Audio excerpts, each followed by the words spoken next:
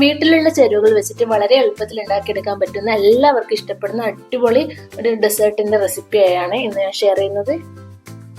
എല്ലാവർക്കും സിമ്പിൾ ആയിട്ട് ഉണ്ടാക്കാൻ പറ്റിയ അടിപൊളി ഡെസേർട്ടാണിത്.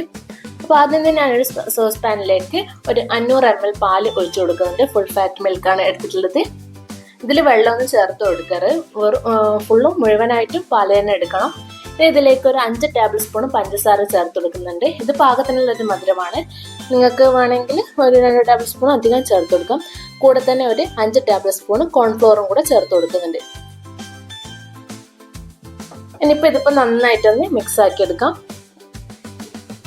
പഞ്ചസാരയും കോൺഫ്ലോറും ചേർത്തതിന് ശേഷം മാത്രമേ ഫ്ലെയിം ഓൺ ആക്കാൻ പാടുള്ളൂ. തിളച്ച് വരുന്ന സമയത്ത് നന്നായിട്ടൊന്ന് കുറുകി വന്നോളും. ഇതുപോലെ നന്നായിട്ടൊന്ന് കുറുകി വന്ന സമയത്ത് നിങ്ങൾക്ക് വേണമെങ്കിൽ ഇതിലേക്ക് കണ്ടൻസ്ഡ് മിൽക്ക് ചേർത്ത് കൊടുക്കാം. എൻ്റെ കയ്യിൽ ഇപ്പോൾ ഇല്ല, അതുകൊണ്ട് ഞാൻ ചേർത്ത് കൊടുക്കുന്നില്ല. കണ്ടൻസ്ഡ് മിൽക്കും കൂടെ ചേർത്ത് കൊടുക്കുമ്പോൾ കുറച്ചുകൂടെ ടേസ്റ്റ് കിട്ടും. ഇതിപ്പോൾ നന്നായിട്ട് കുറുകി വന്നിട്ടുണ്ട്. ഇനി കൂടുതലൊന്നും വെച്ചിട്ട് വേവിച്ചെടുക്കേണ്ട ആവശ്യമൊന്നുമില്ല. ഇനി നമുക്ക് ഗ്യാസ് ഓഫ് ചെയ്ത് ഇതൊരു മോൾഡിലേക്ക് ഒഴിച്ചു കൊടുക്കാം. ഞാനിപ്പോൾ ഒരു ഗ്ലാസിൻ്റെ മോൾഡാണ് എടുത്തിട്ടുള്ളത്. അതിലേക്ക് നമ്മൾ തയ്യാറാക്കി വെച്ച മിക്സ് ചൂടോടുകൂടി തന്നെ ഒഴിച്ചു കൊടുക്കാം.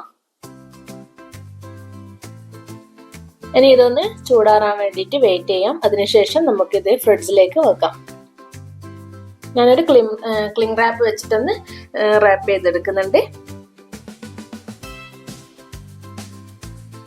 നിങ്ങൾക്കിത് പെട്ടെന്ന് തന്നെ സെറ്റായി കിട്ടണമെങ്കിൽ 1 മണിക്കൂർ ഫ്രീസറിൽ വെച്ചാൽ മതി. അതല്ലെങ്കിൽ ഒരു 3-4 മണിക്കൂർ ഫ്രിഡ്ജിൽ തന്നെ വെക്കുക.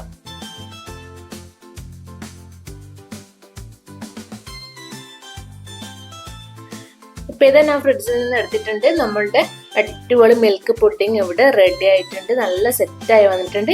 ഇനി ഞാൻ ഇതൊരു പ്ലേറ്റിലോട്ടേക്ക് ഡിമോൾഡ് ചെയ്ത് കൊടുക്കുന്നുണ്ട്.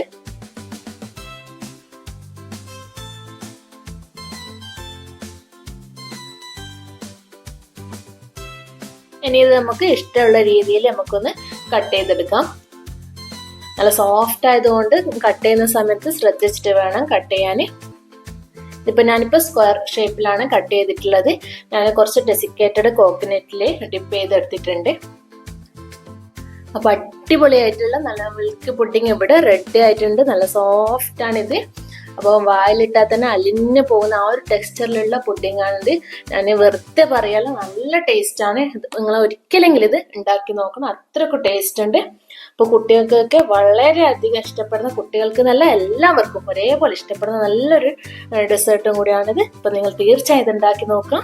ഉണ്ടാക്കിയിട്ട് നിങ്ങളുടെ ഫീഡ്ബാക്സ് അറിയിക്കുക. പുതിയൊരു വീഡിയോ ആയിട്ട് കാണുന്നവർ എല്ലാവർക്കും താങ്ക് യു.